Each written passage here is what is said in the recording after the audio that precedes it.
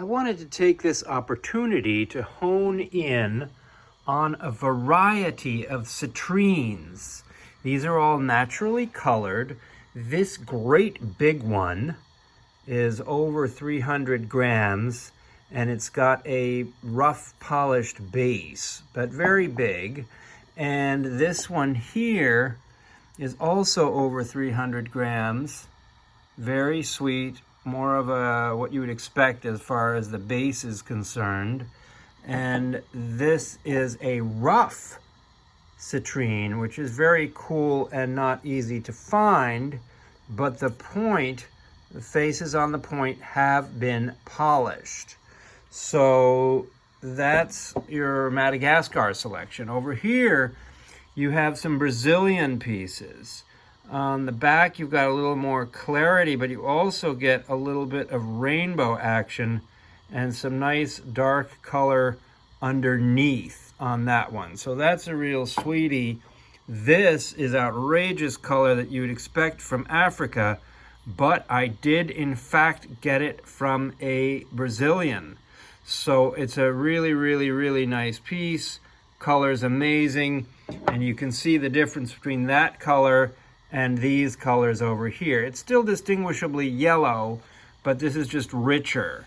Now we start moving into the African citrines. This one has never been seen before. It's a Namibian smoky citrine, but the thing is that it's got a champagne color to it. That's very, very wonderful. And I had this side and that side and that side and that side polished. We left two sides natural so you could see what it would look like. And it's got this incredible shatter at the bottom. Always a good sign of a quality quartz when you have such a clean, non-milky break. And it stands just so, it's like a transmitter shooting off in that direction. So that I call a champagne citrine. These are a pair of smoky citrines. They have been called Kundalini citrine recently, and I just sold my biggest piece of it. But this one is really sweet. It has a primary crystal. You saw the rainbow flashed in there. Trying to get that to come back. And then it has a secondary point here, so 1 and 2, whereas this one, which is comparably sized, has one dominant point. And you can see when the light comes through it, you're getting some of that yellow. It looks like I used to think there was a phantom in there, but it's really this guy being reflected over on the other side. So those are two very sweet, I call them geyser citrines. And I put over here, this one I think of as a light smoky citrine. If you put it over to the first ones, it's still a little bit browner than these are. These are just clearly yellow. But this is just a little bit more yellow than this smoky quartz here.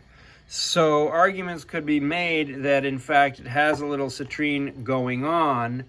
But then this color comes along. This is another African piece that is extraordinary. A little bit of a marred top there, but the fact that it's a bouquet, we did get it shaved at the bottom, and you see this kind of almost chevron trapeze shape at the bottom so that it could stand. But the color on that is so exquisite, it really stands out as a color, even competing with this other one over here. So that's your little survey of Madagascar citrines and Brazilians. These are actually unusual colors for Brazilians. Brazilians can usually be a little yellower, a little bit more like this.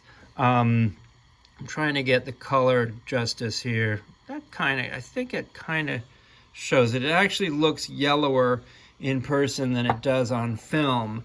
Then you have these two. Oh man, I just saw that rainbow. I'm gonna fight for that rainbow. Come on, rainbow, where are you? It's definitely there.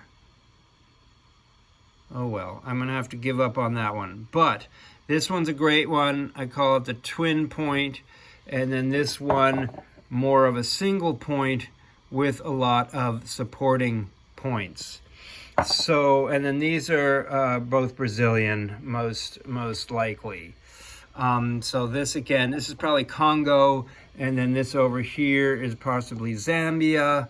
That's where they said it came from when I bought it many years ago.